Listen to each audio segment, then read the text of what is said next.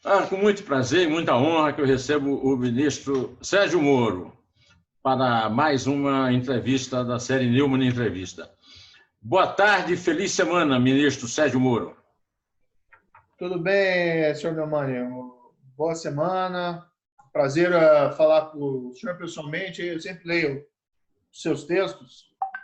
Gosto muito ali. Até agradeço sempre o apoio que o senhor dá para a Operação Lava Jato, por esse trabalho anticorrupção. Então, para mim é um prazer aqui, viu? Uma grande honra. Ministro, como é que o senhor conheceu Jair Bolsonaro e foi convidado para o Ministério da Justiça? Olha, essa história eu encontrei ele no aeroporto, acho que foi em 2017 ou 2016 ainda. Não lembro exatamente. Eu conversava com a então deputada Mara Gabrilli, hoje senadora, e falando com ela, quando eu parei de falar com ela, estava no aeroporto, indo para o aeroporto, se aproximou, né, o então deputado Jair Bolsonaro, prestou uma continência. Eu confesso que não o reconheci na ocasião, ele não era tão assim conhecido, né? Cumprimentei ali rapidamente, eu estava no meu horário e eu saí.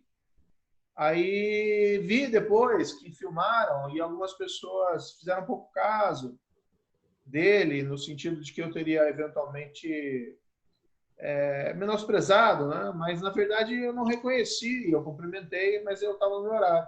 Aí eu liguei para ele para pedir desculpas pelo ocorrido, pela exploração do episódio. Então esses foram meus contatos em 2017. Não lembro que altura do ano, mas tem até filmado. Depois vim reencontrá-lo em 2018, após as eleições. Ele fez o convite, por intermédio do ministro Paulo Guedes, que veio até Curitiba uma semana antes na semana do segundo turno. Né? Mas nós convencionamos que íamos manter aquele convite em sigilo para depois das eleições, para que isso não influenciasse, de qualquer maneira, o resultado. Aí eu visitei-o em 1º de novembro e ele convidou. Ministro, o ministro da Economia, Paulo Guedes, acaba de dizer que o seu apoio, ou melhor, que o apoio da Lava Jato não foi relevante para a vitória do Bolsonaro na eleição. Não é o que eu acho. Eu acho que foi relevantíssimo. Que ele ganhou por causa do apoio ao combate à corrupção e à Lava Jato e por causa do antipetismo. O senhor acha que o lavajatismo teve algum efeito na surpreendente vitória do capitão?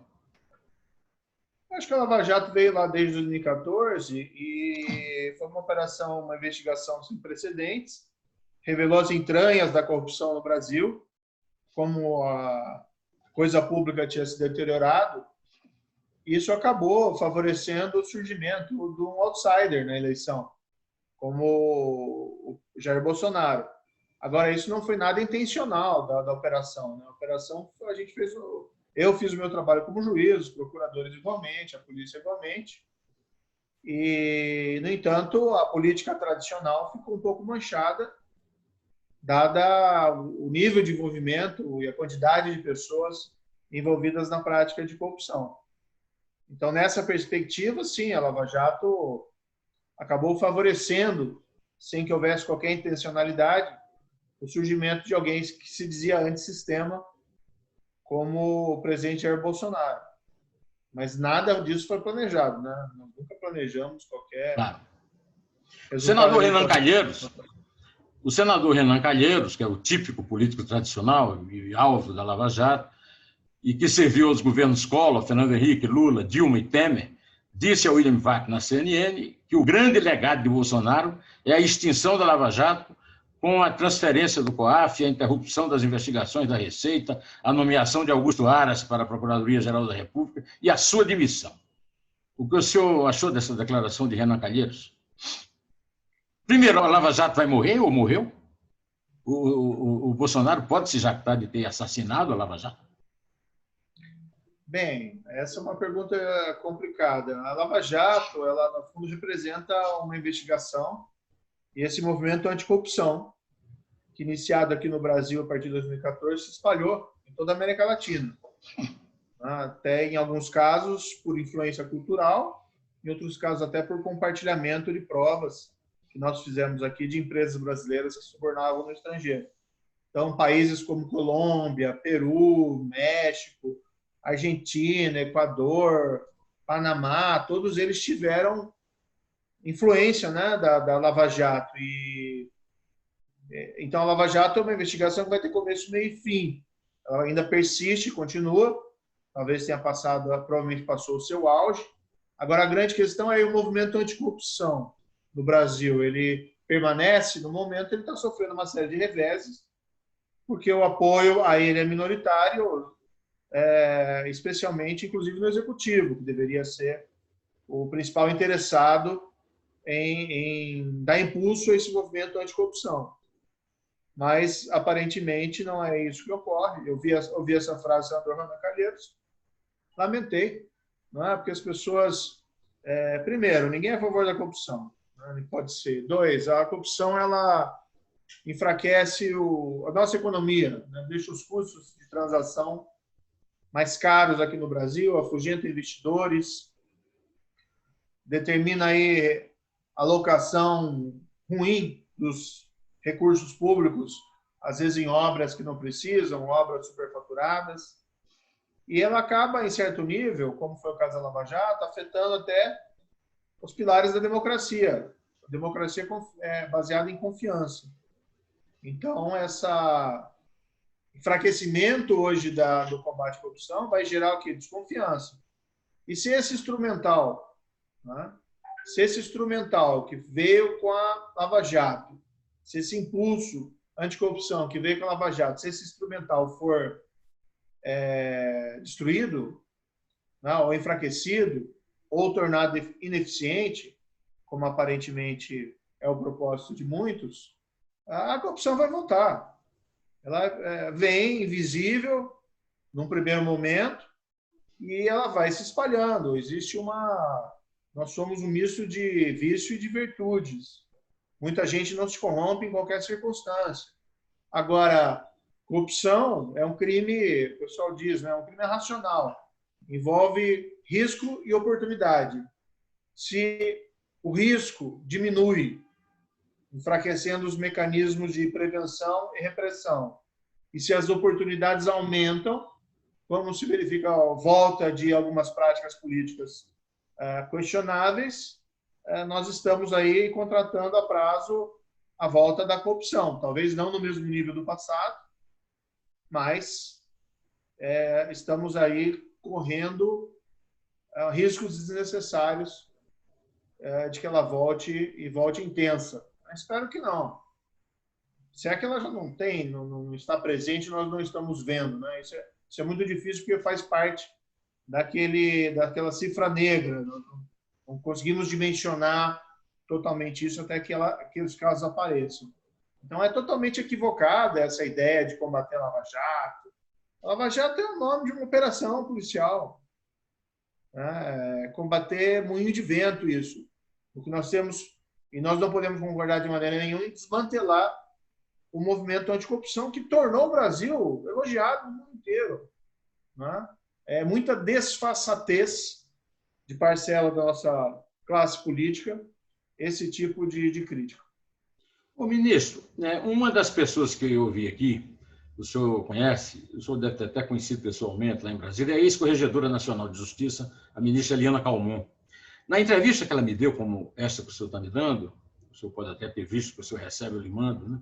Ela disse que o senhor foi demitido porque identificou as milícias e o contrabando de armas como fatores essenciais a serem combatidos por serem importantes alimentadores de recursos do crime organizado, particularmente as facções e os traficantes de drogas. O senhor concorda com a corregedora?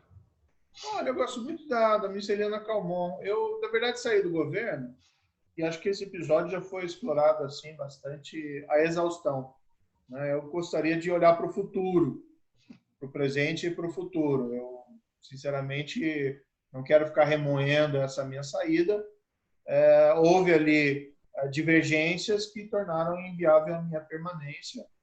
Eu acabaram abrindo inquérito até sobre isso, algo que me chamou a atenção. Eu, sinceramente, não tinha presente que ia ter esse efeito, até porque eu sei exatamente os limites do que eu falei naquela ocasião. Mas agora eu acho que é importante nós nos preocuparmos aí com o futuro. E esse futuro pelo menos no que se refere ao combate à corrupção, que é um fator essencial para o controle dela, para a prevenção, ele se encontra relativamente ameaçado. Então, não adianta falar assim, eu não me corrompo, a pessoa do meu lado não se corrompe. A garantia não pode ser uma afirmação pessoal. A garantia tem que ser um instrumental apto a prevenir e combater a corrupção. Doutor Moro, uma das maiores autoridades no Brasil em combate à corrupção é o jurista, professor da Faculdade de Direito da USP, Modesto Carvalhosa. Ele acredita que o presidente Bolsonaro trocou a estratégia de minar o Estado Democrático de Direito através das manifestações a favor do fechamento do Supremo e contra o Congresso, por uma sistemática desmoralização das instituições democráticas, com a nomeação de um procurador-geral que obedece às ordens dele, com a sua substituição, e as mesmas coisas que o Renan Calheiros relacionou. Se o senhor achar que não tem problema de opinar sobre isso, sobre essa tentativa do presidente de minar as instituições, a credibilidade das instituições, seria um comentário que o senhor podia fazer a esse comentário do doutor Carvalhosa. Eu não quero entrar num conflito pessoal com o presidente, porque esse passado recente já levou a essa situação, né? Tenho tentado manter a urbanidade nesse ponto. O que eu sempre pensei, com a minha tradição, né, de ter sido juiz 22 anos, que é algo que nós valorizamos muito no âmbito jurídico, que é aquilo que a gente chama do império da lei, né, do rule of law. E eu sempre trabalhei nessa linha. E a democracia faz parte, né? Vamos dizer assim, são conceitos diferentes, mas hoje em dia indissociados, o Estado de Direito e a própria democracia. Então, nós temos que trabalhar em vários níveis para fortalecer. Por exemplo, combate à corrupção é um deles. Respeito institucional é outro.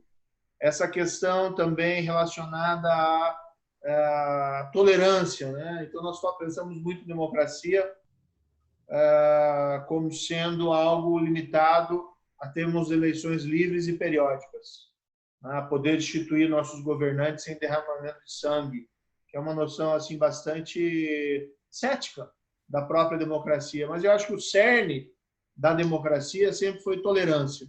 Claro, não tolerância com quem pratica crimes, mas tolerância com as opiniões alheias. E que nós vemos, isso infelizmente não é algo atinente apenas ao Brasil, é uma proliferação, talvez decorrente do mundo contemporâneo, da influência das redes sociais, ou de um próprio cansaço compreensível, mas que tem que ser contornado das pessoas com as promessas não cumpridas das democracias liberais. Nós temos visto crescer esse espírito de intolerância, né, no qual, por exemplo, um adversário político acaba sendo visto como um inimigo a ser eliminado, se não fisicamente, então, do ponto de vista moral. Então, vejo isso como muito negativo, sabe? Então, nós espero, né, o presidente ainda tem 2 anos de mandato dele, se é que não será reeleito, espero que seja possível uma correção de rumos. E a melhor forma de corrigir os rumos são, primeiro, manter algumas promessas de campanha. Combate à corrupção, se pode desmontar, né, esse arcabouço, essa vantagem, inclusive competitiva, que o Brasil criou em relação a outros países, né, que têm problemas graves com corrupção, que foi a Operação Lava Jato. E também deveríamos todos nós cultivar tolerância, né, com o pensamento alheio, diminuir a temperatura do debate. Ministro, o PT vingou-se da condenação do Lula com a chamada lava-toga, empreendida pelo site The Intercept Brasil, de Glenn Greenwald. Mas o conta-gotas de ácido contra a sua reputação não me parece ter funcionado. O senhor continua com alto prestígio popular, e enquanto que o PT desaba aí nas pesquisas das eleições. Como o senhor tem recebido, eu sei que é uma coisa muito desagradável, porque eu também sou vítima desse tipo de coisa, né? Mas como é que o senhor tem recebido isso, tanto de um lado a tentativa de desmoralizá-lo, de encontrar problemas na sua gestão como juiz, quanto na manutenção da sua popularidade, o seu prestígio popular? Como é que o senhor recebe isso? Enquanto eu era juiz, que tinha a operação, nós fomos, infelizmente, arrumando diversas pessoas. Eu não gosto de falar inimigos, né? Porque inimigo é uma palavra forte. Mas muita gente que queria barrar a operação. E uma das formas mais utilizadas para isso é você tentar, se você não consegue rebater a acusação, você ataca o procurador, ataca o juiz. Então, isso aconteceu bastante. Vejo com tristeza agora. Acho que assim, independentemente da minha saída, né? Primeiro, eu não sou Lava Jato, né? Eu fui um dos personagens das engrenagens da Lava Jato. Vários magistrados participaram, inclusive o Supremo Tribunal Federal. Vamos lembrar aí do saudoso ministro Teori Zavascki, as delações da Odebrecht, quem homologou isso foi o próprio Supremo, né? Então, o Supremo foi um dos atores principais da Operação Lava Jato. Pode ter errado, assim como nós erramos eventualmente e pontualmente em alguns casos, mas as intenções sempre foram ali ótimas e o trabalho, na sua avaliação geral, não quero aqui parecer arrogante, mas eu acho que foi um trabalho de excelência, reconhecido no mundo inteiro. E eu vejo com tristeza agora, por esse conflito entre o presidente e eu não vou entrar aqui no mérito especificamente, isso ser utilizado oportunamente para tentar minar a Lava Jato, destruir a operação, impedir os avanços anticorrupção. Eu acho que, independentemente da questão pessoal, né? Não importa se eu gosto do presidente, se o presidente gosta de mim ou não, se existe alguma animosidade nisso. Acho que existe uma questão de Estado a ser aí analisada e, infelizmente, nós estamos falhando no âmbito até dos três poderes em relação ao movimento anticorrupção. Isso já começou no passado, né? Com todo respeito àquela lei de abuso de autoridade que foi aprovada, é ruim. É um remédio intimidante da ação dos juízes, procuradores e policiais. Né? Tudo bem, ninguém é a favor de abuso, compreendo e tal, mas a forma como foi colocada gerou um efeito, chamam em inglês, deterrent effect. Hoje em dia, por exemplo, se pega essas grandes operações, salvo eventuais e pontuais casos, é tudo busca e apreensão. Não tem nem prisão. E boa parte dessas pessoas não vão ver prisão nunca, porque não tem mais a segunda instância. Agora tem uma coisa mais grave, ministro. O professor Joaquim Falcão, da Fundação Getúlio Vargas, da Academia Brasileira de Letras, também me deu uma entrevista como essa que o senhor está dando e disse nela que acha um absurdo o senhor e o Deltan Dallagnol estarem aí respondendo essas coisas sem terem cometido nenhum crime. Eu vou além. Hoje, nós temos a impressão de que existe uma tentativa de soltar os condenados e prender os condenantes, né? E prender os juízes a partir de firulos, de advogados e tal. Eu acho que essa é uma coisa fundamental agora no Brasil. Qual é a sua perspectiva e expectativa em relação a isso, de soltar o condenado e prender quem os condena? Ou, no mínimo, por exemplo, agora, essa tentativa de criar uma quarentena para impedir que o senhor venha disputar algum cargo político. Bem, o que não funciona nenhuma espécie de combate à corrupção, especialmente em alto nível, se envolver altas figuras da República, tá, como parlamentares federais, se não existir independência e autonomia dos órgãos de controle, incluindo aqui polícia, Ministério Público, outros órgãos também ali paralelos, e a Justiça. Não que a Justiça tenha um compromisso condenatório de ninguém, vai avaliar o caso concreto, tem que julgar com isenção. Mas se nós não tivermos juízes independentes, né, nós vamos colocando em risco primeiro, o combate à corrupção, mas, acima de tudo, colocando em risco a própria democracia. Né? É essencial para a democracia nós termos juiz independente. Então, eu vejo além da questão pessoal, eu vejo com muito pesar esses movimentos contra procuradores, contra mim mesmo e tal. Eu vi o caso do procurador Deltan lá, que foi punido por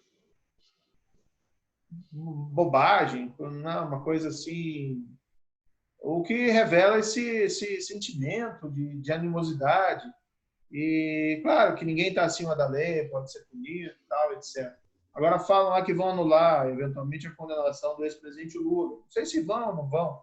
Mas, veja, eu proferi essa condenação em 2017. 3 anos depois. Aí passou por quantos graus de jurisdição? Passou pelo TRF4, passou pelo STJ. O ex-presidente Lula ele foi preso por ordem do TRF4, logo após a denegação pelo Supremo Tribunal Federal do habeas corpus lá em Petralha. Então, agora que se quer combater o combate à corrupção, é muito fácil dizer o culpado é o Moro, o culpado é o Deltan. Não, foi um trabalho institucional conjunto. Então, algo assim extremamente complicado. Agora, nós temos que ter uma série de avaliações, o futuro ainda é incerto. Eu tenho uma expectativa. Primeiro, existem pessoas corretas, né? Existem muitas pessoas corretas no Brasil, inclusive entre as autoridades, né, que percebem que esse jogo não é coerente. 2, a população também, né, tem presente que essas não são tão facilmente manipuláveis. E o que nós tivemos aqui no Brasil com a Operação Lava Jato foi um despertar de consciência em relação ao problema da corrupção que levou também a uma mudança de postura do setor privado. Hoje, o setor privado, com esses instrumentos de compliance, de políticas de integridade, está avançando muito mais rapidamente do que o poder público. Então, talvez até nós possamos localizar até mais esperança, motivos para ter esperança, do que no âmbito do setor público. Porque aqui foi lei de abuso de autoridade, foi a fim da segunda instância, da execução da segunda instância, as tentativas de retomar a segunda instância por PEC 199 e o PLS 166 no Senado, aparentemente foram abandonadas, que acho algo inimaginável. O próprio presidente indicou agora um candidato ao Supremo que pode ser uma pessoa excelente. Eu não conheço a pessoa, não quero falar mal pessoalmente de ninguém, entendeu? Agora, a pessoa já declinou que não é favorável, né, à execução da condenação em segunda instância. Então, há uma incoerência da indicação do presidente nesse prisma específico, que se pode ser contra a execução em segunda instância, não tem problema nenhum. Tem magistrados que decidiram no Supremo Tribunal Federal serem contras, que eu tenho absoluta convicção que assim decidiram, porque esse é o entendimento jurídico deles. Existe um texto normativo a ser interpretado e isso impõe limites ao magistrado, ou existem outras questões a ser levadas em conta. Mas há uma inconsistência, já que seria a oportunidade de nós retomarmos esse instrumento que é fundamental ao combate à corrupção. Ministro. Então, acho complicado a indicação nessa perspectiva. Ministro, a coluna social da Folha de São Paulo, a Mônica Bergamo, tem publicado insistentemente notas de que o senhor está sendo pressionado pela mulher, a doutora Rosângela, pela família em geral, para sair do país, porque existe alguma ameaça, o senhor está inseguro em relação à sua permanência desde o momento em que não tem mais a segurança de um ex-ministro dada pela polícia? Existe realmente uma perspectiva do senhor sair do país? Existem muitos boatos em relação ao que eu vou fazer. Então, me veio essa informação, notícia da Mônica Bergamo. Eu não fui consultado para essa nota, né? E eu pensei, eu sou um cidadão privado, né? Agora, não preciso ficar dando satisfação do que eu vou fazer, do que eu não vou fazer. Então, eu me preocupei em rebater. Se quiserem pensar que eu estou com medo, Se quiserem pensar que eu quero sair do país por conta disso e tal, etc., as pessoas pensem o que quiserem. Agora, assim, eu não passei 22 anos na magistratura com casos, né, envolvendo gangues, organizações criminosas e a própria Lava Jato, porque eu sou uma pessoa com medo. Não, a gente enfrentou todos esses problemas e não tenho medo nenhum agora. Não. Então, isso aí é uma bobagem. Agora, o que eu vou fazer, essas coisas estão em planejamento. Né? Eu, na verdade, tinha um plano específico, estava no Ministério, tinha uma agenda que era anticrime organizado e anticrime violento, principalmente, e nós conseguimos avançar muito. Né? Pode dizer o que quiserem, mas o Ministério da Justiça e Segurança Pública, não por mérito meu exclusivamente, porque eu formei uma equipe boa, acho que fez um grande trabalho. Né? Pode se criticar ali, aqui e tal, etc., mas caíram os crimes significativamente no ano passado. Mérito também dos estados, dos prefeitos, perfeito, mas nós tínhamos nosso mérito também. Crime organizado, nunca se bateu tanto no crime organizado como no período da minha gestão, algo que continua louvadamente. Agora, o tripé, para mim, era isso e a agenda anticorrupção. E a agenda anticorrupção, aparentemente eu no governo, né, no Ministério da Justiça, que ia para cima e tentava promover essas medidas sem que houvesse um respaldo suficiente que me deixasse confortável. Como eu disse, sim, não basta você não roubar, você tem que criar estruturas institucionais. Isso é uma coisa óbvia. Né? Então, não basta você, por exemplo, movimentar a economia, as pessoas têm que consumir mais. Então, não basta você, por exemplo, consumir mais, você ficar gastando dinheiro. Você tem que criar estruturas institucionais. A mesma coisa é o combate à corrupção. Você tem que criar estruturas institucionais para prevenir e punir a corrupção quando ela aparece. Não é só uma questão de boa vontade. Ministro, há inclusive o Diogo Mainardi expressou isso, há uma grande esperança no Brasil de que realmente o senhor só não será presidente, ou pelo menos não concorrerá com o Bolsonaro, que está louco para concorrer com o Lula, se não quiser. Como é que o senhor lida com essa esperança popular em torno da sua entrada na política para disputar uma presidência da República em 2022? Para ser bastante sincero, assim, acho que isso é um pouco de fantasia, de ilusão, porque isso já tinha desde a época da Lava Jato, né? Isso me prejudicou lá atrás como juiz, e depois como ministro igualmente. Uma das razões foram essas especulações que acabaram gerando aí animosidades internas. Eu, particularmente hoje, estou preocupado em me reinserir no setor privado. Eu queria continuar a contribuir com o combate à corrupção nessa perspectiva. Né? Como eu disse agora há pouco, eu acho que o setor privado tem um dinamismo próprio e a ficha das empresas brasileiras caiu mais rápida do que a ficha dos nossos políticos. Então, as empresas brasileiras, claro que nem sempre é um quadro homogêneo, mas as empresas brasileiras têm hoje presente que nós vivemos num mundo muito competitivo e que apostar na corrupção é desleal e traz ganhos eventualmente a curto prazo, mas no longo prazo se prejudica a reputação da empresa e pode até levar a empresa à bancarrota. Então, que é válido, é bom, não é bom apenas, vamos dizer assim, para cumprir a lei, mas é bom para os negócios, você ser honesto dentro do mercado. É bom para você conseguir se inserir internacionalmente. Né? É bom para você depois não responder processo, hoje em dia, inclusive, sujeitos nós a processo nos Estados Unidos, a FCPA, pelo menos as grandes empresas. Então, a minha intenção no momento, além de continuar no debate público, eu dei uma parada até um tempo, fiquei um tempo sem dar entrevista, porque estava começaram a falar demais, que estava em campanha, não sei o quê, não estou em campanha, coisa nenhuma.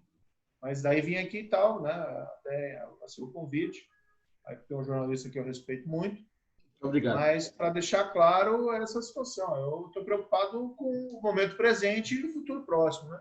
Então, essa questão de eleições, se quiser concorrer lá Bolsonaro com Lula, eu acho muito estranho isso, porque é olhar para o passado, né?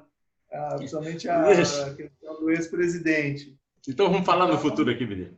Ministro, nosso tempo já está acabando, mas eu tenho duas coisas que eu preciso lhe perguntar. Primeiro é o seguinte, desde meu livro de 2011, O que Sei de Lula, eu tenho denunciado o uso político da Polícia Federal, a política de governo e não de Estado. O senhor tem alguma esperança, como brasileiro, de que algum dia a Polícia Federal será uma polícia do Estado e não do governo? Particularmente, o que eu defendo em relação a isso, eu falei até publicamente, nós precisávamos ter uma pauta institucional positiva. Então, entre outras coisas, poder-se apresentar um projeto ao Congresso, embora até já tenha projeto nesse sentido, estabelecendo um mandato para o diretor-geral da Polícia Federal, sei lá, 3 anos, e que ele só sai do cargo em caso de má conduta ou de insuficiência manifesta do desempenho, a ser apurado por uma comissão técnica, setor técnico. Então, isso, né, nos Estados Unidos existe esse mandato, não existe essa comissão, mas existe esse mandato. Talvez pensar na aprovação pelo Congresso, embora isso também não seja uma garantia, né, necessariamente de independência e autonomia da pessoa indicada. Mas eu acho que com mandato fixo e com essa previsão de que só pode trocar nessa hipótese, isso a ser ferido por uma comissão, eu acho que seria interessante, sabe? Então, eu acho que o que falta hoje em dia um pouco, na minha opinião, uma visão de várias instituições brasileiras que nós não podemos abandonar.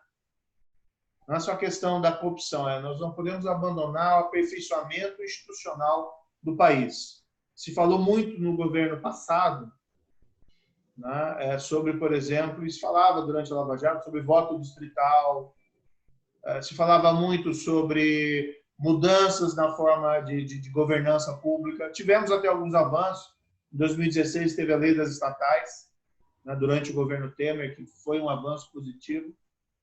Mas hoje nós estamos no momento em que essa institucionalidade está sendo deixada de lado e eventualmente substituída por alguns caprichos voluntários. Então, os governantes, e aqui eu não falo, não é uma crítica ao presidente em particular, mas os governantes em geral, eles têm que ter uma visão de estadista, né? Uma visão de construir um país melhor que passa, às vezes, pelo próprio governante abdicar parte do seu poder. Você não avança, por exemplo, com um parlamento dentro de um regime absolutista. Agora, se você cria um parlamento e limita o seu poder, é positivo. Se você respeita a independência dos tribunais, isso é bom para a democracia, para o rule of law. E eu lembrei esses dias de um discurso do Churchill, né? Um dos discursos dele que é interessante, ele, após a vitória, a Inglaterra perdeu um monte de batalha no começo da guerra, né?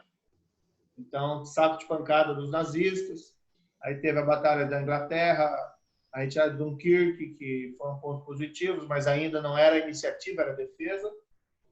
E uma das batalhas que marcou uma virada nisso foi Alamein, no Egito, em que as forças britânicas derrotaram as forças da Raposa do Deserto, do Ernest Rommel.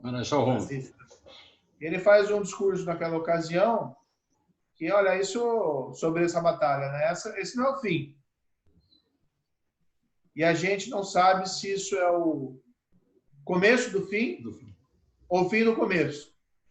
Então, acho que a gente está um pouco nessa situação hoje. A gente não sabe o que essa movimentação anti-institucional significa. Ministro, ou uma perspectiva mais ampla, se essa luta pelas instituições que compreendem a própria Operação Lava Jato, se isso não faz parte de um processo civilizatório maior. Nós estamos dentro de um momento de revés para retomar essa esperança no futuro. E Deus te ouça, o nosso tempo está aqui esgotando, eu gostaria de conversarmos o resto da tarde. Foi um prazer muito grande, uma honra muito grande entrevistar o senhor. Tenho certeza que os nossos inscritos vão adorar a sua entrevista. Está sendo um grande, desde que eu tenho anunciado a entrevista, está tendo grandes perspectivas, expectativas.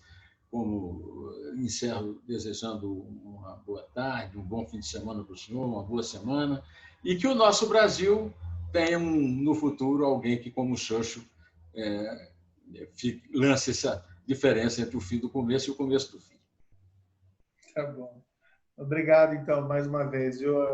Tem muita gente boa no país, né? O país é muito mais forte do que qualquer um de nós. Então, eu, particularmente, tenho esperanças, embora o momento realmente é um pouco complicado.